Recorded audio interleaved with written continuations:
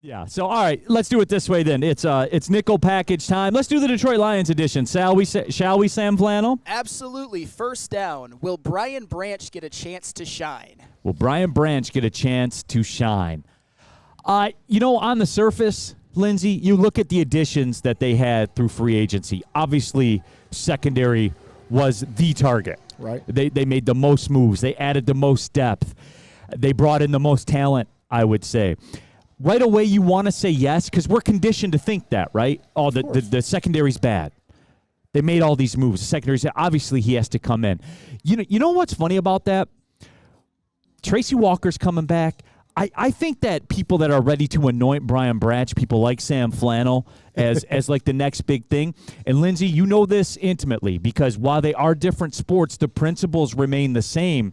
When you show up and there's vets there, the sledding ain't so easy to get tick, as the kids would say. No, absolutely not. And you have to come in and you have to be sharp and ready. And when you do get an opportunity, you have to produce, or that time will be cut. You know it as well as I do, especially on a team that's trying to win.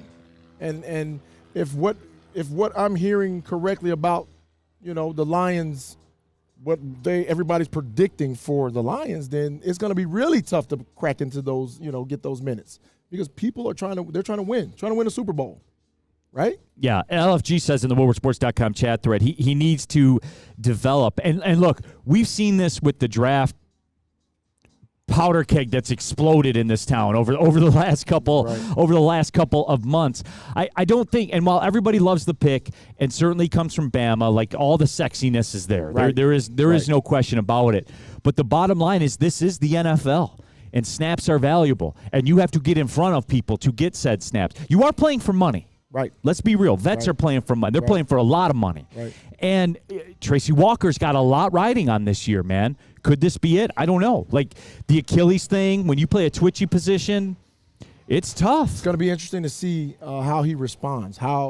Because practice is one thing, but game situations is a totally different thing. You're more, unexpected moves in games. You never know what's going to happen in the game. And practice is kind of controlled, and you kind of know what's going on. So that's going to be the true test for him, I think. Now, Jeb Large makes a good point, too. I think they moved Brian Branch all over the place, not only playing safety, but cornerback, too. And, Lindsay, believe it or not, I think that's going to be Brian Branch's role. That's going to be his road to snaps, is to walk in the door. Oh, you need somebody to do this? Right. All right, I got you on this play. Oh, you need a nickel back on this play. Yeah. Okay, yeah, I got you. I can do that stuff. It's not foreign to me. I've done it before. And that's life as a rookie in any sport, right? Oh, absolutely. Because you were a prolific scorer. You come in, you got to be a lockdown defender. That's it. You want to play, this is what you're going to do, bro. Well, the first thing is to find your way on the court. You find your way on the court. You find minutes and find what you can do to get on the court as much as possible. And then when you get on the court, then they see, oh, he can do this. Oh, he can do that. Now you start becoming a viable option at more than just one thing, Chuck asked a question, Neil, doesn't that make it even harder for him to excel, though? There's so many things to learn. That depends on your perspective on it, I guess, right. because there are more avenues to get in the game. Exactly. Because you think you can do it all, right, when you're out there on the field? Yeah, we all do. Hey, I don't know one pro that doesn't think like you can ask any pro.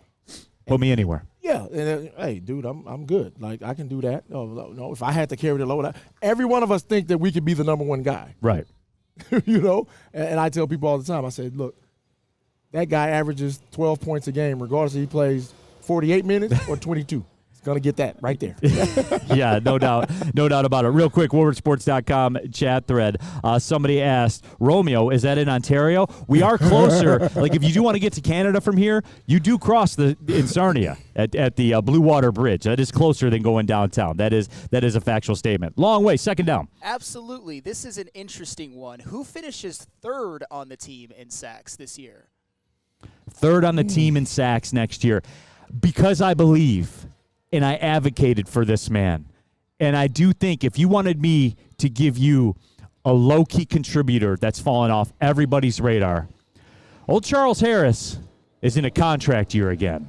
And he saw how beneficial it is to be an 8-sack guy in a contract year, especially given this league. That's where I'm at with it, Lindsay. Old Charles Harris Everybody forgot about him. Sam Flannel included. You know he's still on the roster, right, Sam Flannel? He's still on the roster. He's still on the roster. He's still there. He was still a former first-round pick. Yes. He's still a guy that had an 8-sack season for the Detroit Lions in a contract year. Lindsey, I put more weight on that than maybe most do, but the money's on the line. You got to get home. Dude, let me tell you something. I'm putting money on guys in contract years because Every guess what? time. Normally they have the best season of their life. That contract year, hey. That's real, right, Lindsey? You knew when you were I did it. I'm telling you from experience. My contract year was my best year. I made sure I went into the summer. I was like, no injuries. I'm eating right. I'm resting. I'm working out 4 times a day. I'm doing everything I need to do to be prepared for the next year. And guess what? Came in the best shape of my life.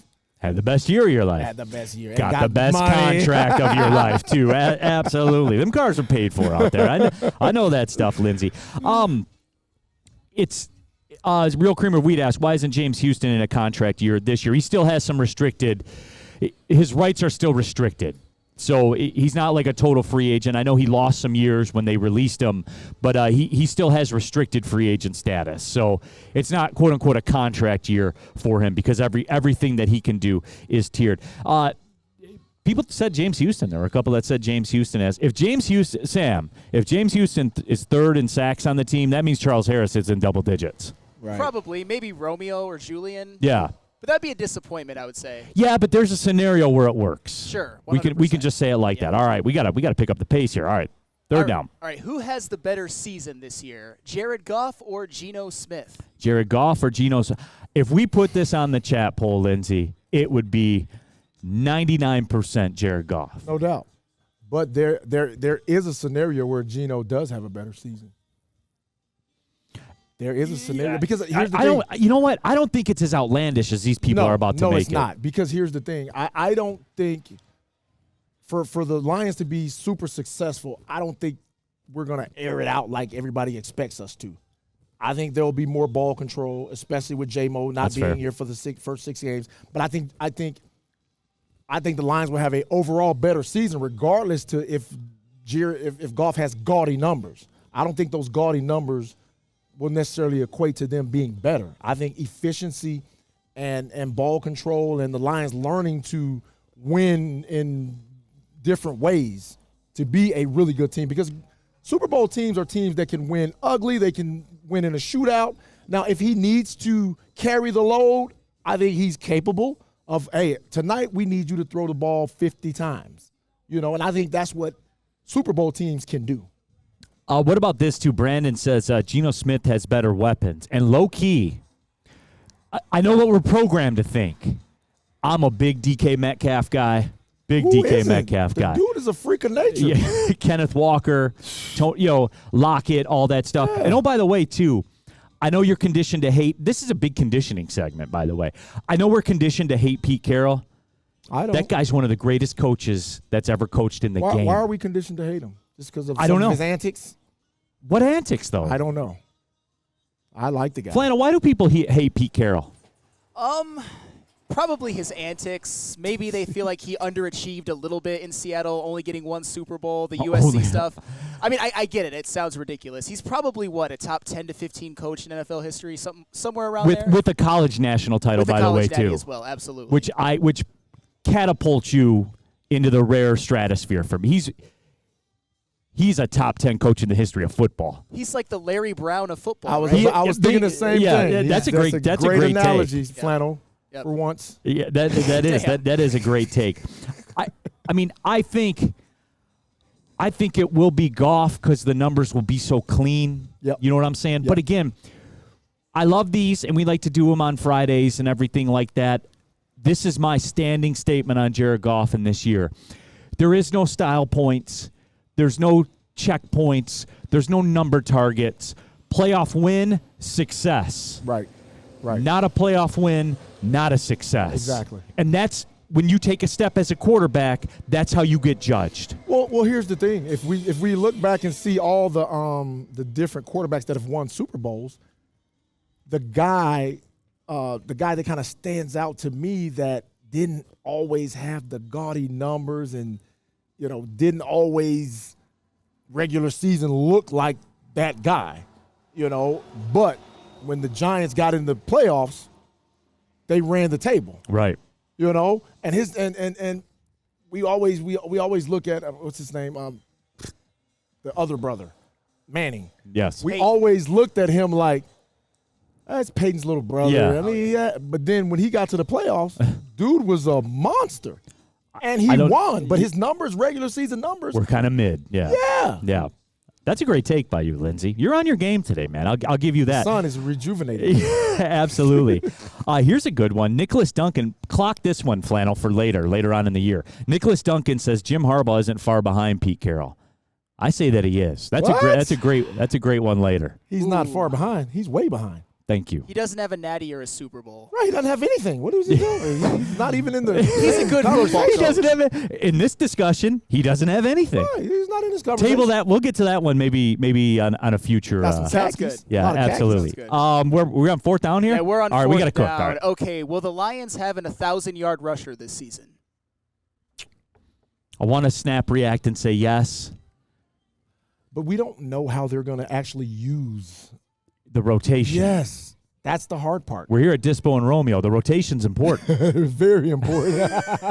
No, but how are you going to use the rotation? Yeah, that's the big question. We don't know, how's the rookie going to be inserted into the situation? We just don't know. I think they have backs that are capable, but who knows? Yeah. My gut says no. People in the WoodwardSports.com chat thread, Rusty says Gibbs will run for 1,000. I think that's aggressive. 17 games for the first time. And not 17 games with a game against Citadel mixed in there. Like 17 playing for your life games. For your life, right. You know what I'm saying? He's very capable. Neil, he's capable. He's a monster. He's Yes. athlete. He's everything you need in a back. But I don't know if they're going to give him the ball 25 times a game. I agree with that. Will he get that many touches? We don't know. We don't know. All right, fifth down. All right, over-under for passing yards for Jared Goff this season, 4,799 and a half. So 4,800. Yes. Who came up with that? That was Spenny. I'm going to say under because we're having so much debate about will there be a 1,000-yard rusher? Will there be two 750-yard rushers? People in the chat are calling for Montgomery to have 1,000 yards. People calling for Gibbs to have 1,000 yards. We're talking about like 2,000 yards in rushing. Right, no. There's nothing left for almost a 5,000-yard. We did this last year. Remember this, Sam Flannel, where people were calling for, Jared Goff to have 5,500 yards passing, and everyone's going to have 1,000 yards receiving. It just doesn't shake out like that. Well, here's the thing, though. What is going to be the offensive identity? What are the Lions going to be? What is going to be their staple? Is it going to be the running game? Is it going to be the short passing game? What is it going to be the staple for I think them? the running game's going to be. Because remember, Penei Sewell, when it's 4th and goal at the 1 or 3rd and goal at the 1, Penei Sewell's always 6 yards in the end zone. Hey, well. Always.